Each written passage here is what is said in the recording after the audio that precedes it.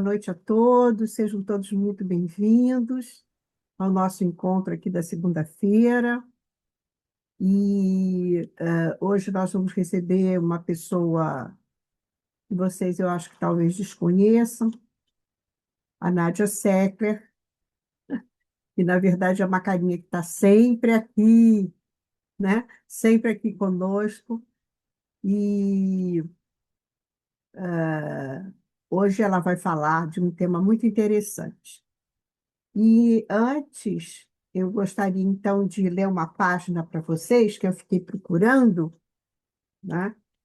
Encontrei esse livrinho que faz parte daquela coleção, né, do Emmanuel, uma das pérolas, né?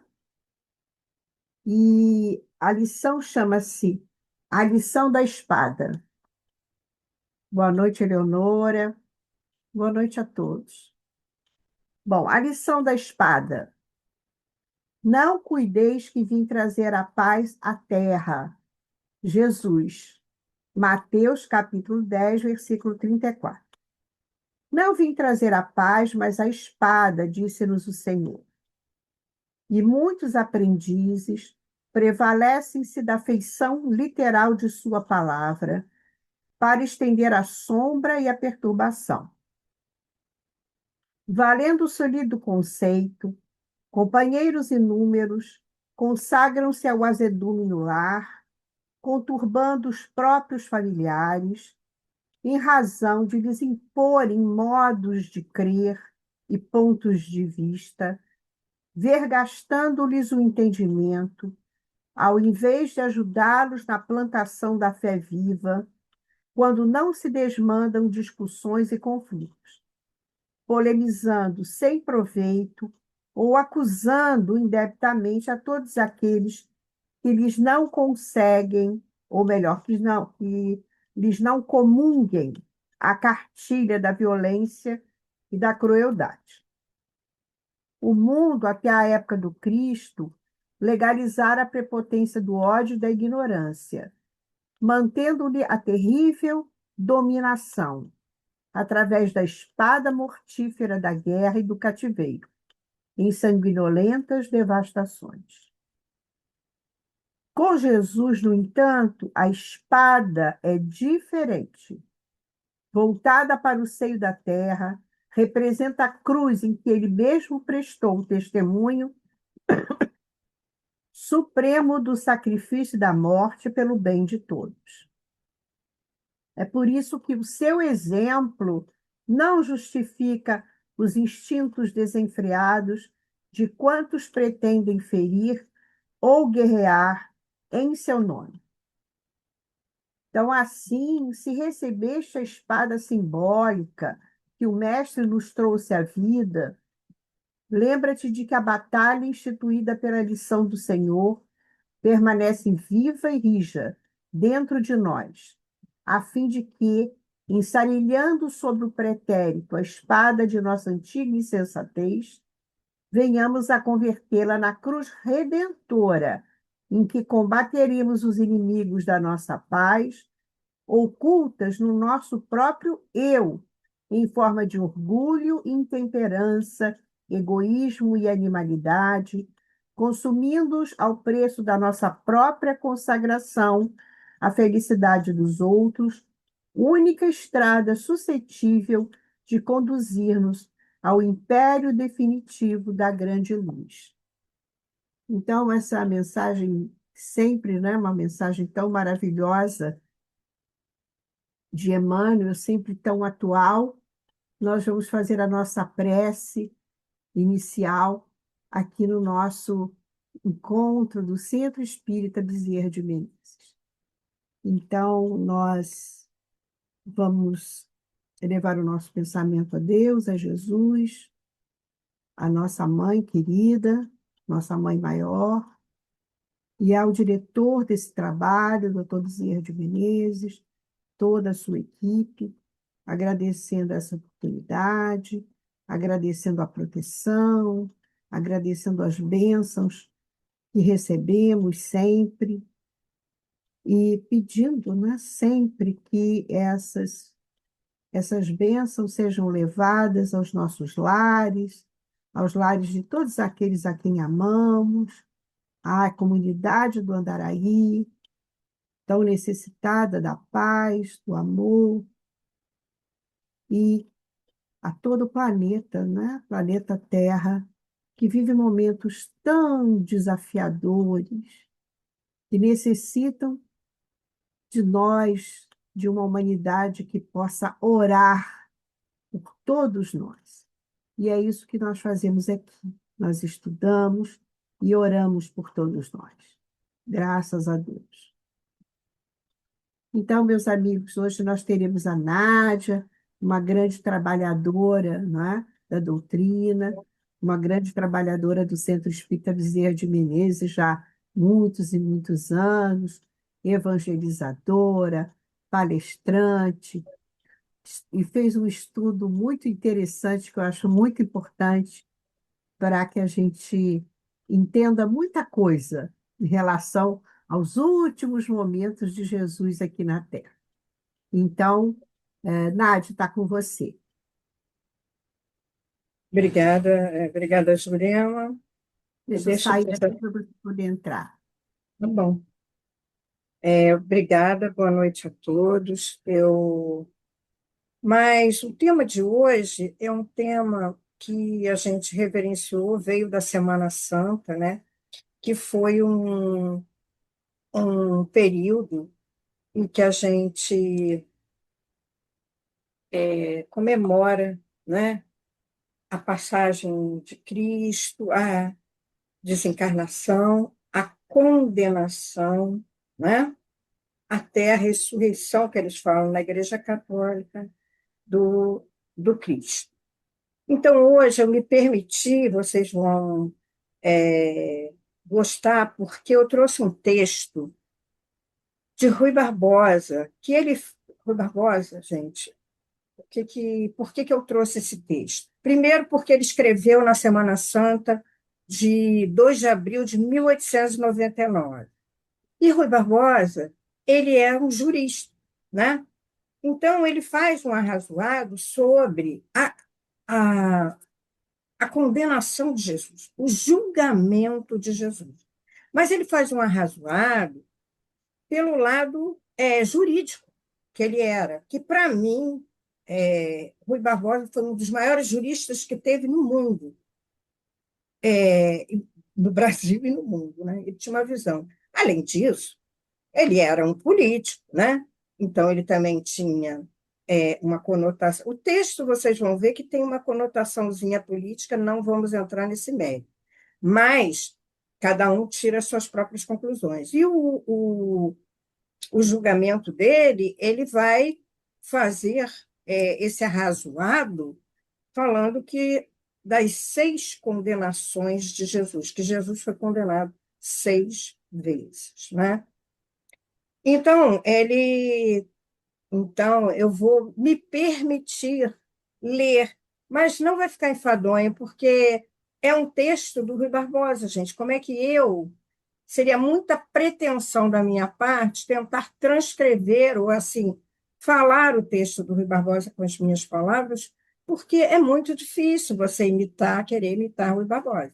Muita pretensão. E o texto, ele tem uma linguagem própria, né? Então, aqui nós estamos vendo o justo e a justiça. Eu vou passar para o segundo, que se diz o julgamento de Jesus, né? Então, ele começa assim: o justo e a justiça. Para os que vivemos a pregar. Bom, eu vou tirar daqui, porque aqui fala de política, eu não quero. Ele está falando, ele está. Por 6 julgamentos passou o Cristo, 3 às mãos dos judeus, 3 às do romano, e em nenhuma Jesus teve um juiz. Aos olhos dos seus julgadores, refulgiu sucessivamente a inocência divina, e nenhum ousou estender-lhe a proteção da toga.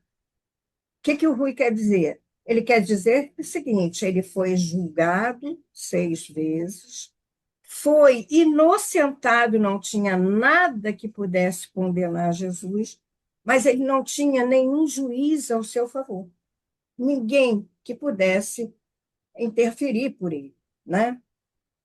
Não há tribunais que bastem para abrigar o direito quando o dever se ausenta da consciência dos magistrados. Que tão pouco valem, porém, leis e livros sagrados quando o homem lhes perde o sentimento, que exatamente no processo do justo por excelência, que é Jesus, daquele em cuja memória todas as gerações até hoje adoram por excelência o justo.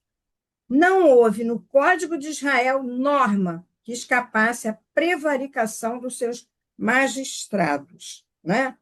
No julgamento instituído contra Jesus, desde a prisão, uma hora antes, talvez, da meia-noite de quinta-feira, tudo quanto se fez até o primeiro alvorecer da sexta-feira subsequente foi tumultuário, extrajudicial e atentatório dos preceitos hebraicos.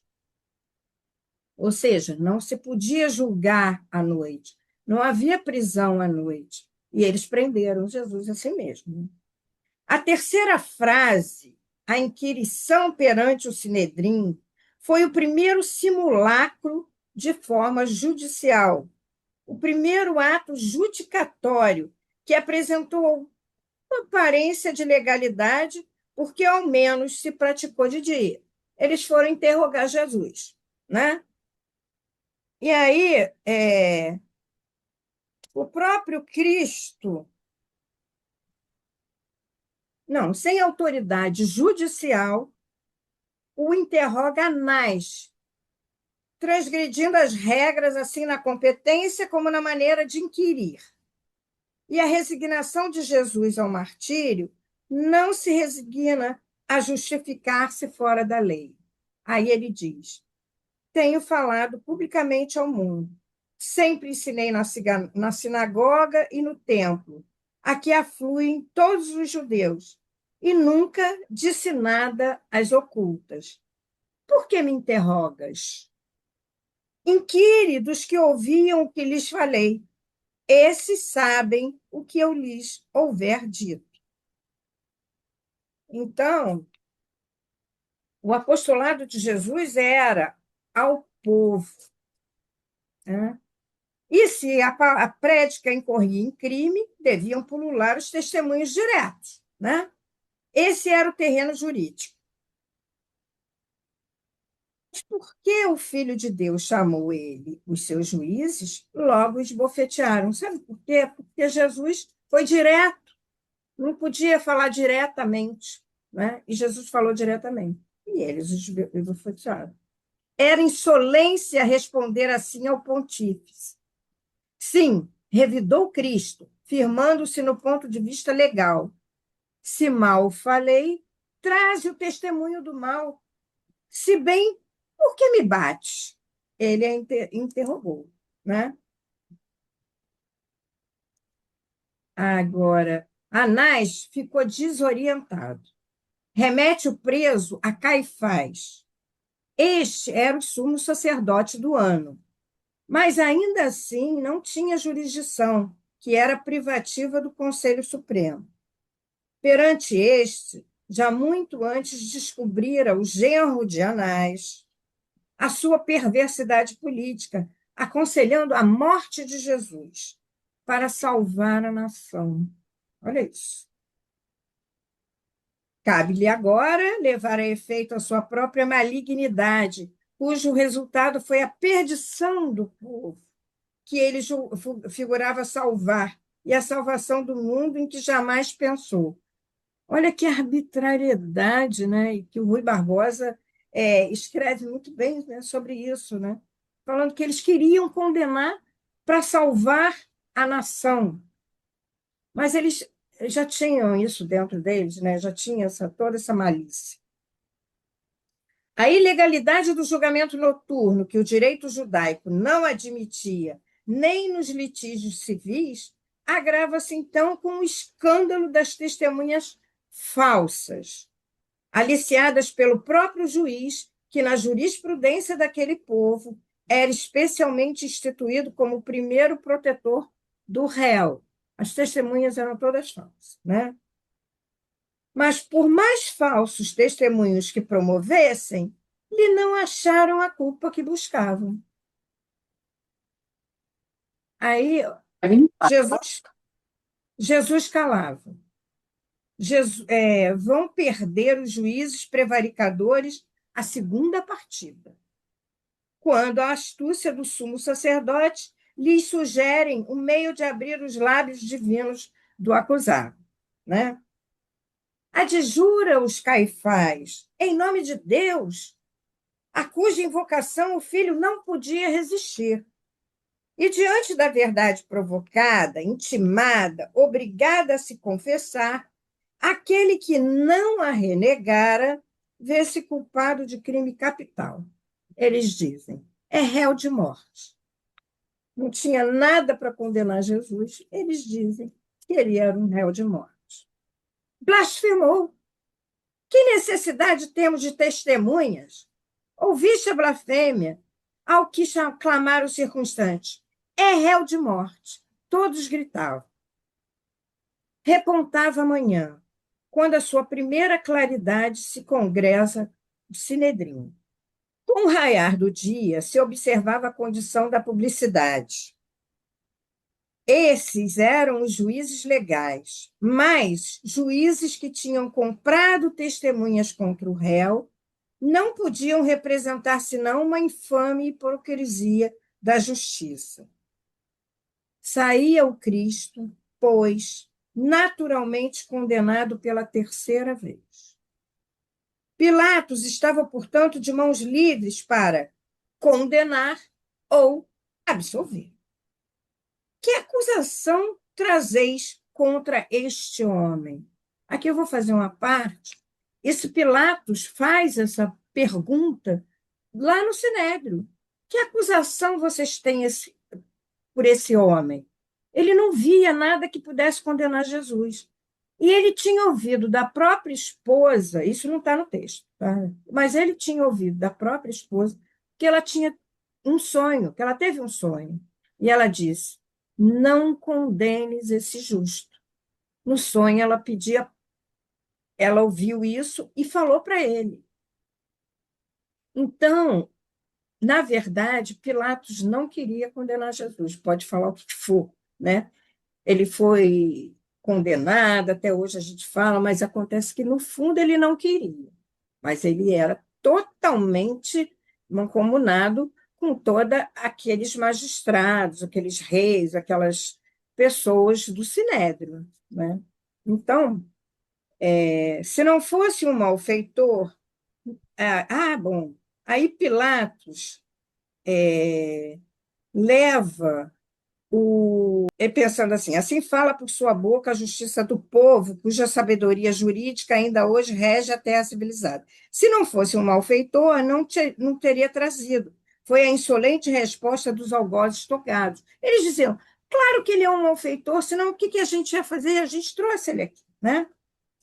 Aí, Pilatos, olha só, Pilatos, não querendo ser executor no processo, que ele não queria executar, de que ele não conhecia, ele pretende evitar a dificuldade entregando-lhes a vítima. Tomai e julgai segundo a vossa lei. Mas, replicam os judeus, bem sabes que nós não nos é lícito dar a morte a ninguém. Ele botou lá para o pessoal do Sinedrim, eu não quero julgar ele, não, julga vocês. Aí o fim é a morte, e sem a morte não se contenta a depravada justiça dos perseguidores, né? Aí Jesus já não é um impostor que se inculca filho de Deus. É o conspirador que se coroa rei da Judéia. Era por isso que eles iam condenar Jesus. Eles estavam tentando ver um motivo para condenar, né? A resposta do Cristo frustra ainda uma vez, porém, a manha dos caluniadores. Seu reino não era deste mundo. Não ameaçava, pois, a segurança das instituições nacionais nem a estabilidade da conquista romana. Aí ele diz: ao mundo vim para dar testemunho da verdade. Todo aquele que for da verdade há de escutar a minha voz. Aí Pilatos fala: a verdade? Mas que é a verdade? Pergunta, definindo-se o cinismo de Pilatos. Ele não cria na verdade, mas a da inocência de Cristo penetrava irresistivelmente até o fundo sinistro dessas almas, onde reina o poder absoluto das trevas. Mas Pilatos fala assim: não acho delito a esse homem. Disse o procurador romano, saindo outra vez ao meio dos judeus. Ele ia saindo, ele não queria condenar. E devia estar salvo e inocente, né? Por aí não tinha nada para condenar, ele devia salvar, mas não estava. A opinião pública faz questão da sua vítima. Jesus tinha agitado o povo, não ali só no território de Pilato, mas desde a Galileia. Ora, que nessa época acontecia achar-se presente em Jerusalém o tetrarca da Galileia, Herodes Antipas, com quem estava de relações cortadas o governador da Judéia. Ah, pensou Pilatos, excelente ocasião para Pilatos de lhe reaver a amizade, pondo-se ao mesmo tempo de boa avença com a multidão inflamada pelos príncipes dos sacerdotes. Galileia era o fórum original do Nazareno, e o Herodes era de lá. Então, Pilatos envia a Herodes, lisonjeando-lhe com essa homenagem. E lisonjeia, na verdade, a vaidade. Né? Então, assim se reconciliam os tiranos sobre os despojos da justiça. Mas Herodes também não encontra, agora eu vou lá. Mas Herodes também não encontra por onde condenar Jesus. E o Marte volta sem sentença de Herodes a Pilatos. Aí ele volta para Pilatos de novo, que reitera ao povo o testemunho da intemerata pureza do Cristo. Aí ele diz, né? Era a terceira vez que a magistratura romana a proclamava. O clamor da turma recrudesce. Ele bota assim: que mal fez ele? Pergunta Pilatos para o povo. Crucificareis o vosso rei? Aí ele fala: cresce o conflito, acastelam-se as ondas populares. E aí eles gritam. Começa o povo a gritar. Não conhecemos outro rei senão César. A esta palavra, o espectro de Tibério se ergueu do fundo da alma do governador da província romana. Tibério, ele era um monstro de Cápria, traído, consumido pela febre, crivado de luz, gafado de lepra, entretinha em atrocidades os seus últimos dias, mas era muito mau. Né? Traí-lo era perder-se. Incorrer perante ele na simples suspeita de infidelidade era morrer. Então, o escravo de César, apavorado, cedeu, lavando as mãos em presença do povo. Sou inocente do sangue deste justo. Pilatos fala isso. E aí, ele lava as mãos e entregou aos crucificadores. Eis como procede a justiça que se não compromete. A história premiou dignamente esse modelo da suprema covardia da justiça. De Anás a Herodes, o julgamento do Cristo é o espelho de todas as deserções da justiça, corrompida pelas facções, pelos demagogos e pelos governos. Todos esses acreditam, como Pôncio Pilatos, salvar-se lavando as mãos do sangue que vão derramar, do atentado que vão cometer. Mera venalidade, paixão partidária, respeito pessoal, subserviência, espírito conservador, interpretação restritiva, tudo isso, quer que chame, era uma prevaricação judiciária. O bom ladrão salvou-se, e foi o Barrabás, né? Que o povo clamou. Mas não há salvação para o juiz covarde. E aqui termina essa primeira parte desse julgamento, então Jesus foi condenado, né? E aí vimos que Jesus foi condenado arbitrariamente, não tinha nada que o condenasse, mas que Pilatos acabou lavando a mão, né? E aí Jesus foi para a cruz. E ele foi condenado. E temos aqui o texto seguinte de Rui Barbosa, que é A Cruz e as Sete Palavras. E ele diz o seguinte: não tentamos pintar os sofrimentos do Cristo na cruz. Ele diz isso.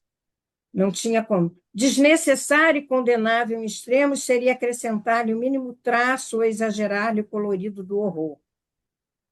Mas não é sem motivo que os evangelhos, cuja descrição perpassa tão rapidamente a vida de Nosso Senhor, procedia neste passo com a minuciosidade de diários, notando um a um os incidentes e as palavras, uma a uma, né? E aí eu vou pular um pouco, porque é um pouco lento.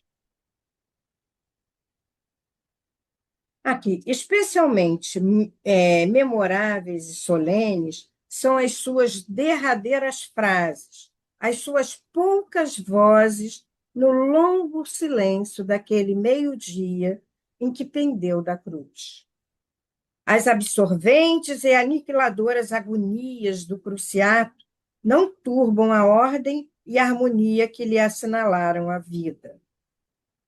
7 vezes lhe abriram os lábios, e, seguramente, o número não foi casual.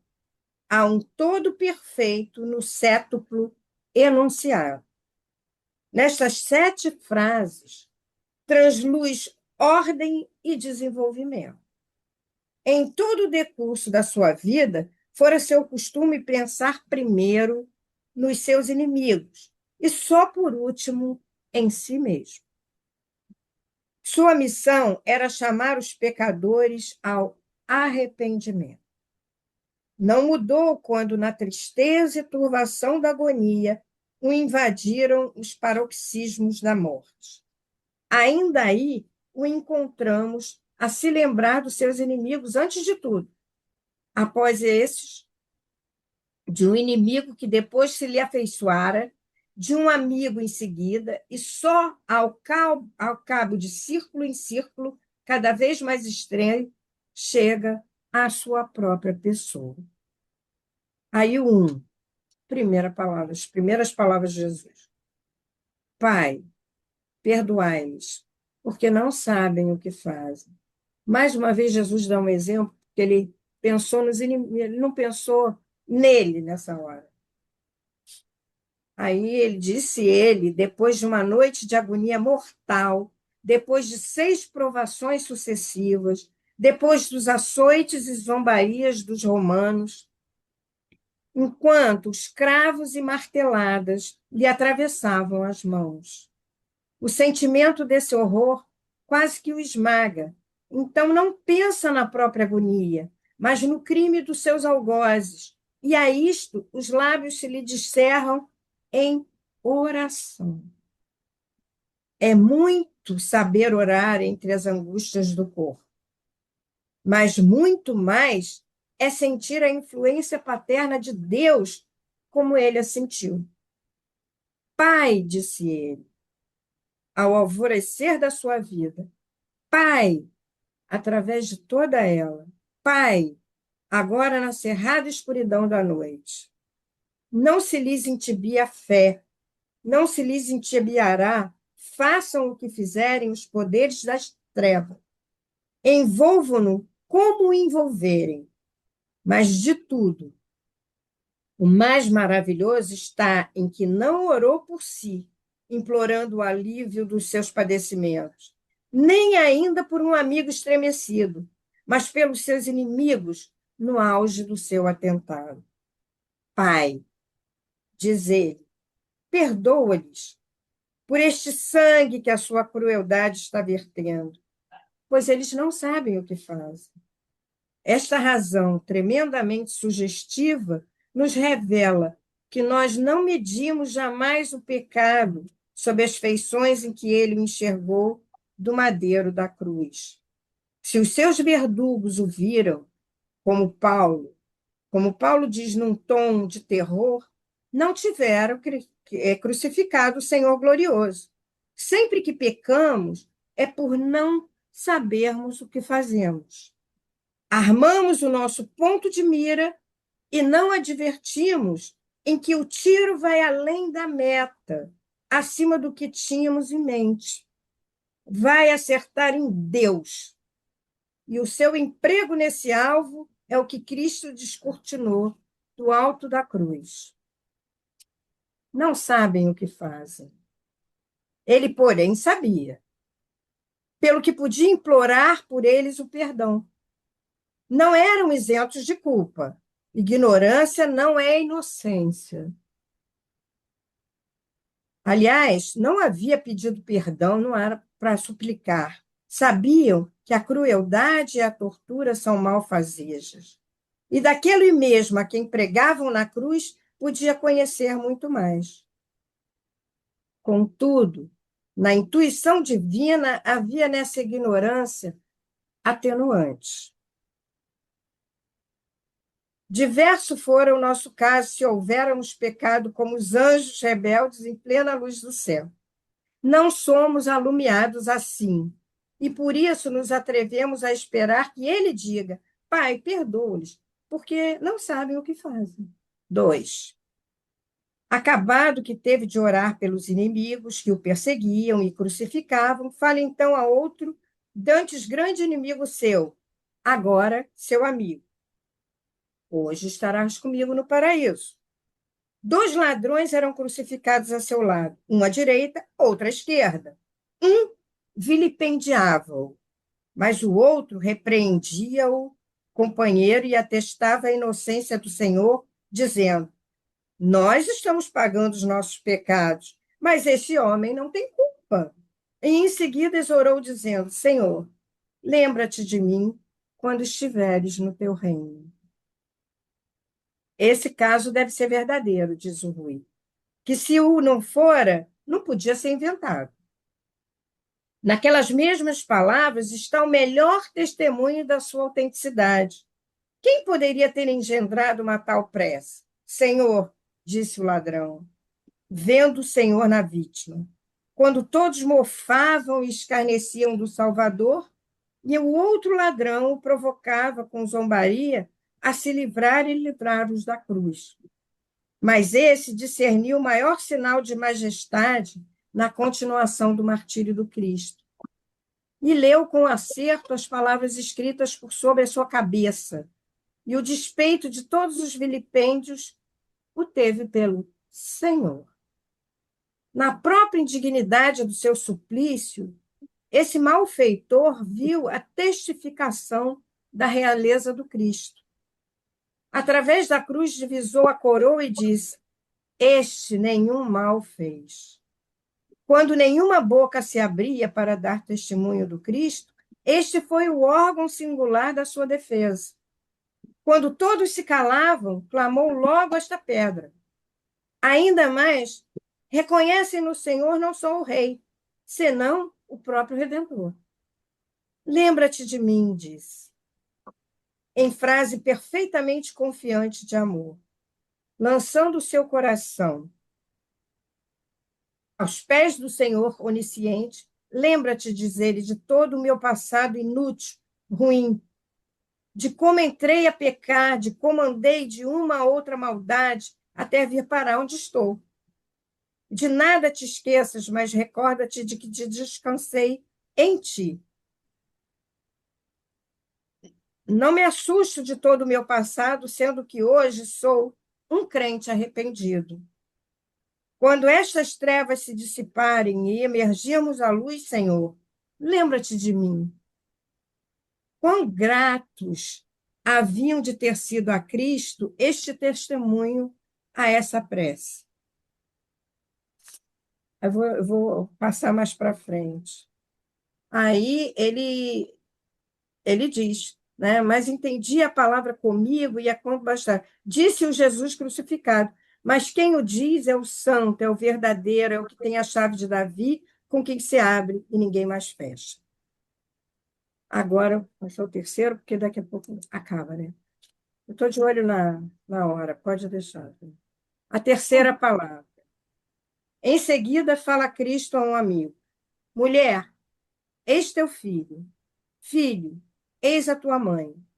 Relanceava a vista do alto da cruz e, aproximando-se do círculo exterior ao do seu coração, viu perto a mãe com o discípulo amado e recomendou-os um ao outro. Ele, porém, poucas palavras disse, tão poucas que realmente mais podiam ser menos. Verdade seja que de embaraços, observância para espíritos religiosos,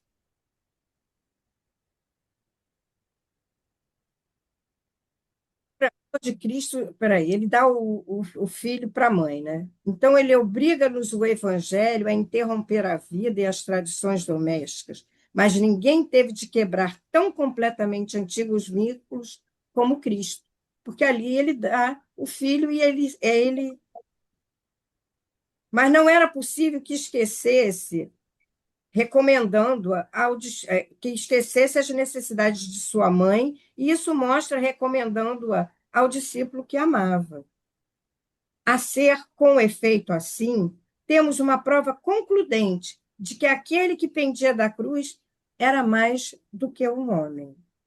Então, ele recomenda: mulher, eis teu filho. Ele não fala mãe, né? Filho, eis a tua mãe. Aí a quarta, vou ler mais para frente, porque Deus meu, por que me desamparaste? Não podemos ter a pretensão de compreender o sentido dessas trevas grandes que envolveram o espírito do Salvador. Apenas podemos advertir que, não obstante, ele continuava a ser o Filho de Deus. Todavia, ele não diz meu Pai, meu Deus, meu Deus. Era a expressão da sua certeza, né? A mão aferra-se nas trevas. Na memória dessas palavras, temos um exemplo de intrépida simplicidade. Aquele grito de extrema solidão na luta da morte é absolutamente verídico, diz alguém, porque senão poderia inventar. Aqui ele diz: a esta questão não se depara saída além da bendita resposta da antiga Escritura. Ele estava ferido pelos nossos crimes, magoado pelas nossas iniquidades. O preço da nossa salvação pesava sobre ele. Aqui, como em Getsêmani, era palpavelmente vã a tentativa por causas puramente naturais. Nem as dores do seu corpo, nem a deserção de seus amigos o podiam ter afogado em escrituras tão fundas e tão densas. Mas o que o acabrunhava no madeiro era o fardo dos nossos pecados, reunidos sobre o seu corpo. E por isso as suas tribulações se lhe exaravam nesse grito dilacerante: Deus meu, por que me desamparaste? Então, a quinta: tenho sede. Tendo representado a Deus o agravo de sua alma, geme agora a queixa do seu corpo. Tenho sede. a premiar já por 18 ou 20 horas que não se desejoava com coisa alguma. Havia 6 que pendia da cruz.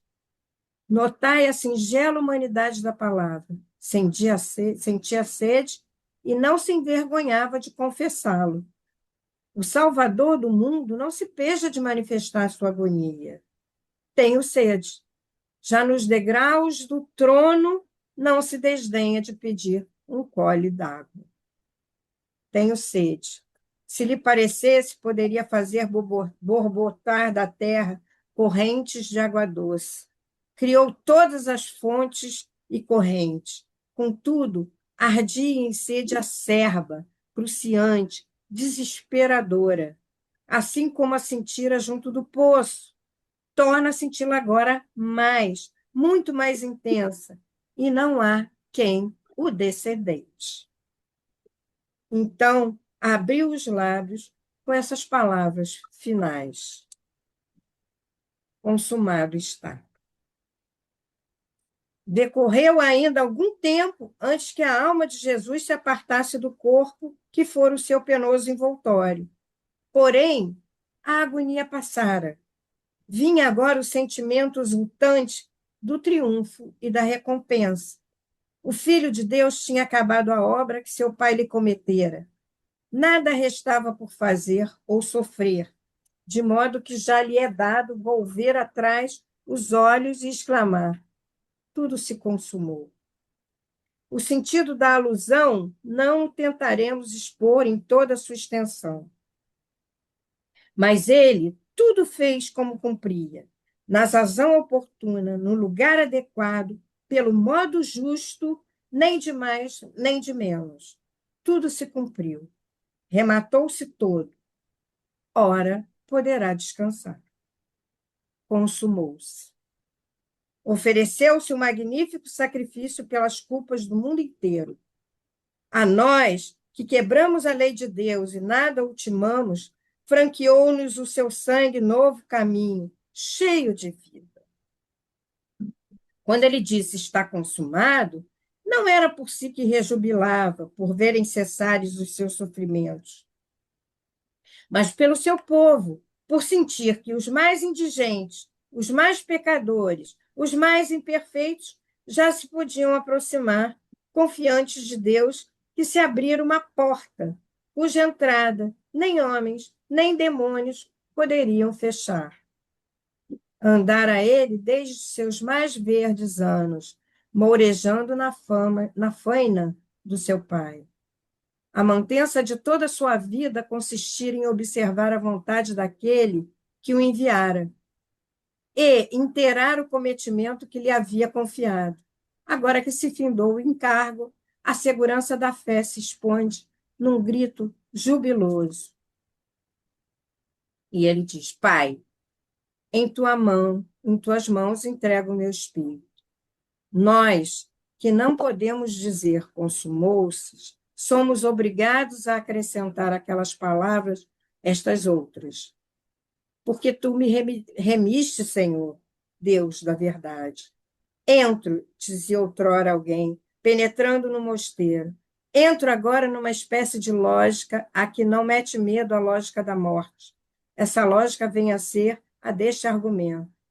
Pai, em tuas mãos ponho o meu espírito, porque tu me redimiste. Antes de purificadas e resgatadas nossas almas, que o pecado maculava, não as podemos entregar nas mãos divinas. Mas aquele a quem era lícito dizer consumou-se a tua vontade, esse dava a Deus uma alma imaculada. Cair nessas mãos era o maior das bênçãos. Razão tinha, pois, de clamar em grande brado: Pai, a tuas mãos entrego o meu espírito. Aí o Rui ainda termina assim. Tão bonito. Tremenda coisa é cair nas mãos de Deus vivo, né?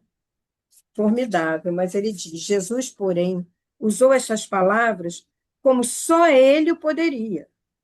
Em sua boca tinham expressões que só aí cabia. Era como se ele dissesse: Eu, que se não quisesse, não perderia a vida, de meu moto próprio e por meu próprio ato, dela me despeço. Não se me exige a minha alma, porque eu mesmo, de meu livre albedrio, está entregue, meu Pai. Nenhum homem me podia tirar, mas de boa mente eu te confio. Sem aplicarmos a nós sua plenitude, a profunda acepção dessas palavras, quando pronunciada por Cristo, podemos, contudo, empregá-las para significar o pendor habitual da nossa vida e a disposição do nosso espírito diante da morte. Aí depois ele termina dizendo assim: fiai em Deus, é de tudo o fim e o de todo o tudo. Essas são palavras de Rui Barbosa. Ele termina falando isso, né? Então aqui termina, mas ainda tem uma continuaçãozinha. Eu tenho mais quantos minutos, não lembra nada? Acabou? Quanto? Bom, aí Jesus ressurgiu, né? E eis que Jesus veio ao mundo, aqui está aqui, veio ao encontro de Madalena e disse: salve, que depois de tudo aquilo que ele passou, de toda aquela condenação, de todas as, as palavras na cruz, ele veio dar o testemunho do que ele dizia. Ele aparece para o povo. Aí sim, ali eles ficam, e eis que veio de encontro de Madalena e disse: salve. E ela, aproximando-se, abraçou-lhe os pés e o adorou. Então Jesus lhe disse: não temais, ide avisar a meus irmãos que se dirijam a Galiléia e lá me verão. Isso já está em Mateus, tá? Isso já não é do Rui. Nada temais, estarei sempre convosco. Ele aparece para os discípulos, né? E nada temais, ele diz. Eu estarei sempre convosco até os fins dos tempos. Olha que beleza que Jesus nos traz de consolação, né? E aqui ele ressurge, então ele traz a ressurreição, né? Ele traz a volta à vida, como ele disse. Então ele disse o seguinte: esse já é do Rui Barbosa, esse texto que eu trouxe. Ressurgir. Deus nosso, só tu poderias extrair da angústia de Getsêmanes e das torturas do Gólgota a placidez, a transparência, a segurança deste consolo dos teus espinhos, essa suavidade, dos teus cravos, esta carícia, do teu abandono, este amparo supremo, do teu sangue vertido, a reconciliação com o sofrimento, a intuição das virtudes benfazejas da dor, o prazer inefável da clemência, divino sabor da caridade, a prelibação da tua presença nesta alvorada, o paraíso da ressurreição. Porque o Rui Barbosa não falava de reencarnação. Então ele fala: ressurgir, Senhor, por que nos deste uma língua tão pobre de gratidão? Bem-haja o sacrifício e a crença daquele que nos resgatou deste sombrio destino, a paternidade, e nos permite hoje a bem-aventurança de beijarmos nossos filhos, na certeza de os havermos criados para a vida nova, a tua ressurreição. Está num texto do Rui Barbosa chamado Surrex, que é ressurgir em hebraico, né? Está em Obras Completas. Quem quiser, esse texto é lindíssimo, ele é enorme. E termina aqui: nada temais, estarei sempre convosco até o fim dos tempos. Então era isso. Deixa eu interromper o compartilhamento. Eu só queria dizer para vocês que o Rui Barbosa ele não era espírita, ele era uma pessoa muito religiosa. E como depois que ele ganhou aquele livro do Leon Denis, que ele leu, né, ele ficou muito simpático ao espiritismo. Então ele escreve esse ressurgir da Páscoa, né? Todo mundo fala que é uma ressurreição, né? Que a gente comemora, mas ele fala um pouquinho ele dá uma esperança aí, querendo dizer da reencarnação, né? Porque Jesus aparece e aquilo traz um consolo muito grande. Quer dizer, apesar de todo aquele sofrimento, ele ainda vem dizer para nós, né? Eu estou aqui e você não tema nunca, eu não estarei sempre convosco. Essas foram as últimas palavras. Obrigada, gente.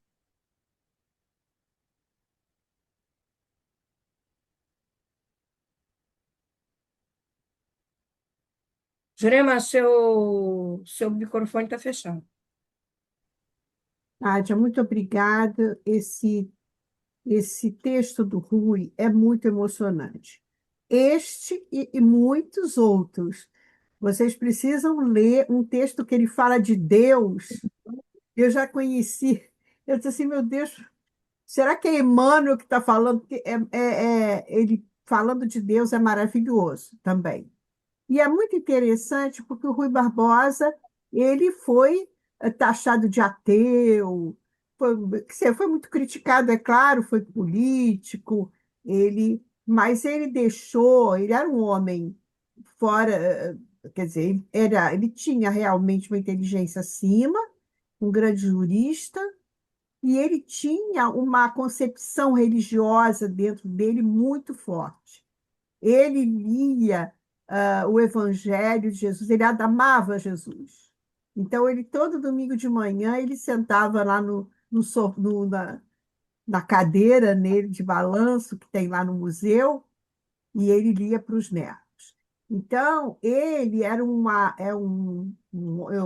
quer dizer, é claro que eu sou suspeita, eu e a Nádia somos suspeitas de falar, porque eu trabalhei 46 anos na casa dele.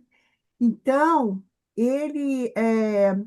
tudo que ele deixou um material que hoje é um acervo que toda a juventude brasileira devia ler, todo cidadão brasileiro devia ler.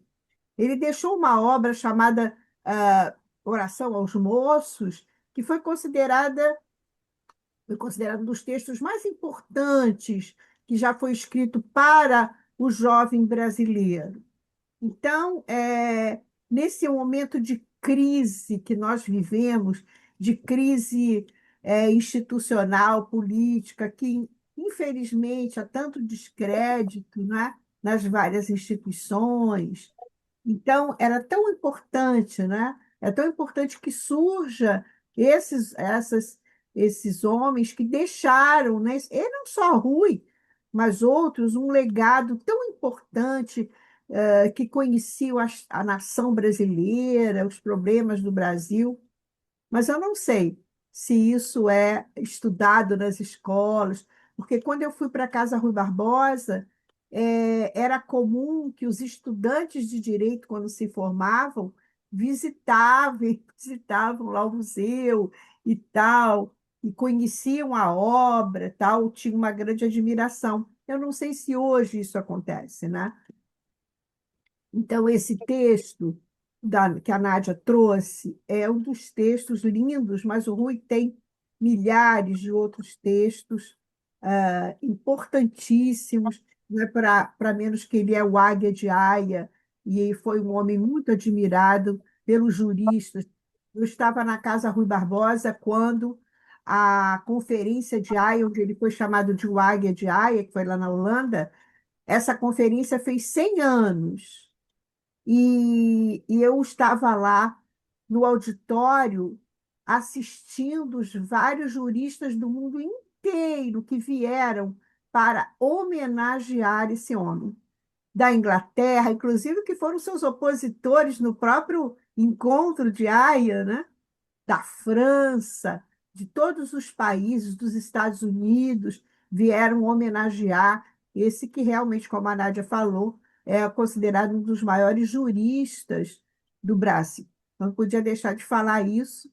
É, e esse texto dele realmente é muito bonito, e outros, não é? Nádia, muito obrigada por trazer, que isso é uma coisa que a gente não lê, né, frequentemente, essa injustiça toda, né?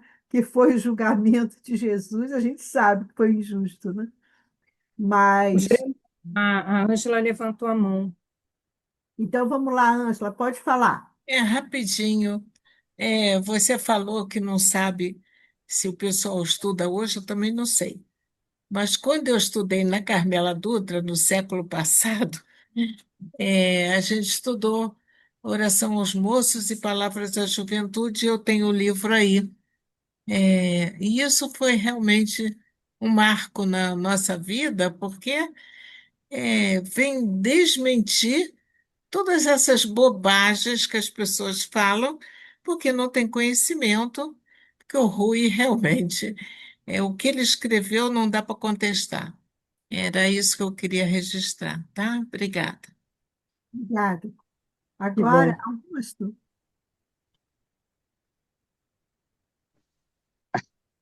De tudo que Nádia colocou, do histórico, né, da necessidade que a gente tem desse conhecimento, não há o que comentar, né? Assim, o que se interessar e aprofundar para que consolide em nós esses exemplos magníficos que o ser humano. Jesus, quando a gente fala em Jesus e quando a gente descreve todo esse martírio, a gente fala dor e sofrimento. A dor é concreta, porque é sentida. Agora, o sofrimento, ele tem uma visão muito própria de quem passa pela dor.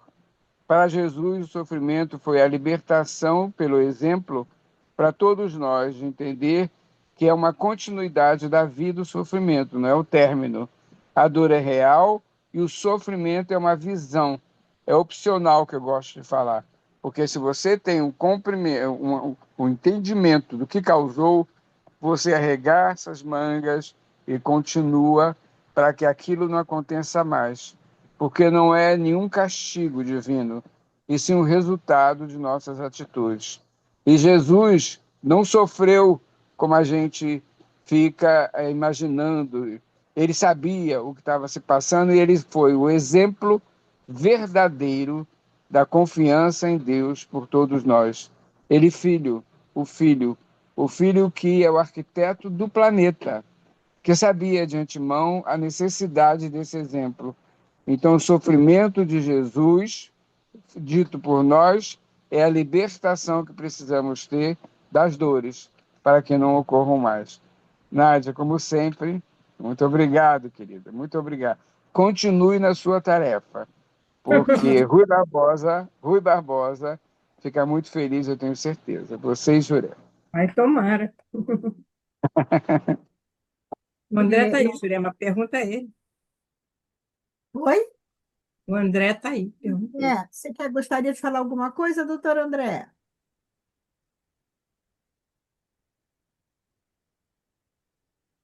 Cadê ele? Continua. Oi, André. Mais Não, alguém gostaria de fazer? Cadê ele? André? Doutor não, André? ele não está ouvindo. Eu gostaria, então, de passar a palavra para Cristina.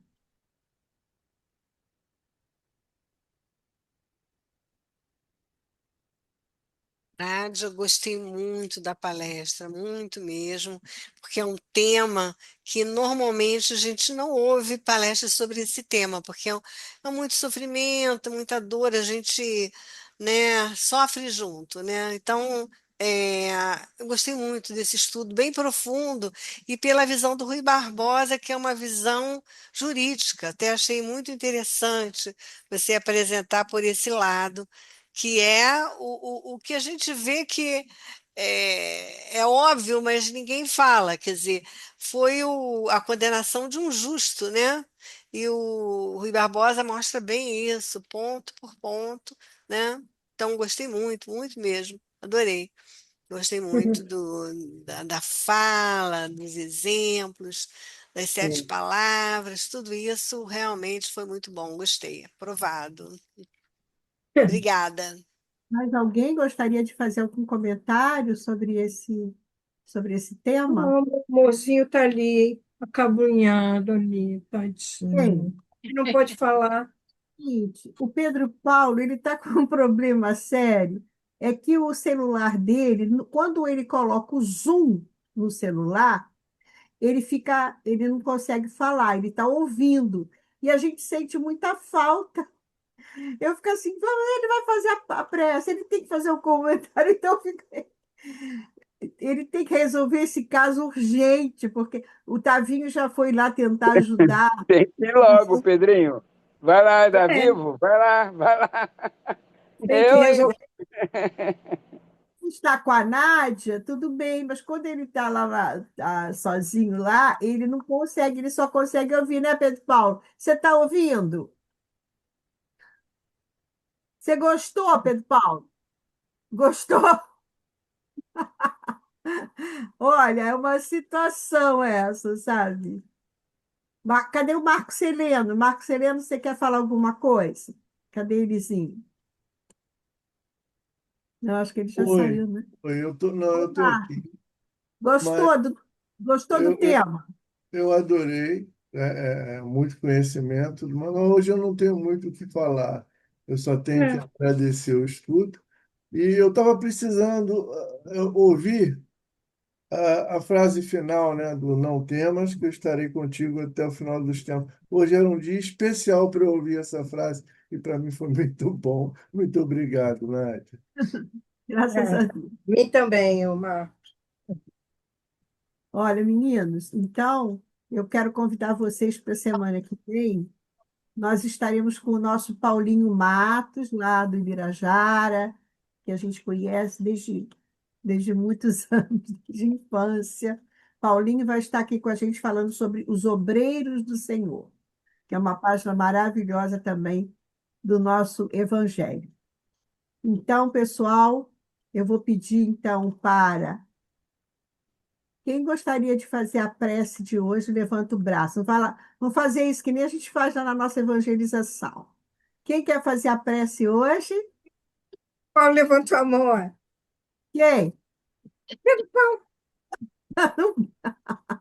Ângela, faz a nossa prece hoje, Ângela. Eu aceito. Foi bem arbitrário, mas eu aceito. Que bom, fiquei É, feliz.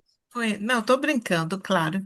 Maravilhoso o trabalho. Eu acho que eu já tinha ouvido a Nádia apresentar uma vez, eu não sei. Hum. Mas, enfim, né, Nádia? Mas Foi um pouquinho diferente, mas eu apresentei no Ibirajara. isso é, pois é. Paulo. Então, vamos, queridos irmãos e irmãs, depois desse trabalho que nos comoveu muito, porque o nosso querido Rui Barbosa fez uma análise detalhada a respeito da arbitrariedade que foi eh, aplicada no julgamento de nosso Senhor Jesus Cristo. E vamos então, queridos amigos, unindo nossos pensamentos e nossos corações, agradecer muito pela oportunidade dessas reflexões nesta noite, endereçando também ao nosso querido Rui Barbosa, onde quer que ele esteja, toda a nossa gratidão por ser alguém que marcou tanto a vida do nosso país, do nosso mundo, exercendo a sua função de um jurista absolutamente honesto, deixando tantas,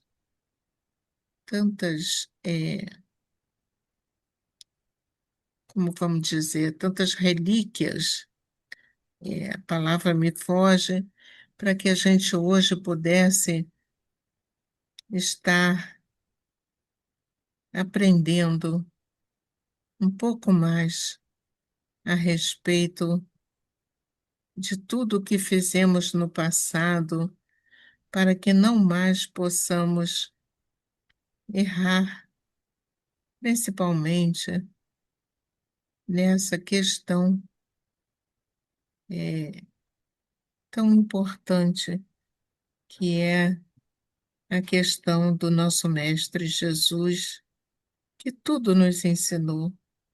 para o bem de cada um de nós e para que a fraternidade pudesse se instalar no nosso planeta. Querido amigo Jesus, aqui estamos, Senhor, agradecendo muito, Senhor, pela oportunidade de estarmos juntos nesta noite, recebendo esse bálsamo de vibrações tão amorosas que nos são derramadas. E mais do que nunca, Senhor, aproveitando a oportunidade para rogar que os amigos espirituais, benfeitores do Bezerra de Menezes, do Andaraí, possam dirigir todas essas vibrações de amor, de paz, de serenidade, de equilíbrio, àquela comunidade que vive tantos desafios, Senhor. Agradecemos a Dr. Bezerra pelas oportunidades concedidas e buscamos visualizar uma chuva de luzes azuladas descendo sobre toda aquela comunidade e levando reconforto àqueles corações tão valentes que lá residem e que descobriram naquela casa o seu posto de socorro, o seu santuário, a sua maior esperança. Obrigada, amigos espirituais, obrigada, Senhor Jesus, obrigada, Doutor Bezerra de Menezes, e todos possamos ter uma noite de muita paz, uma noite de equilíbrio e de refrigério espiritual. Graças a Deus, que assim seja.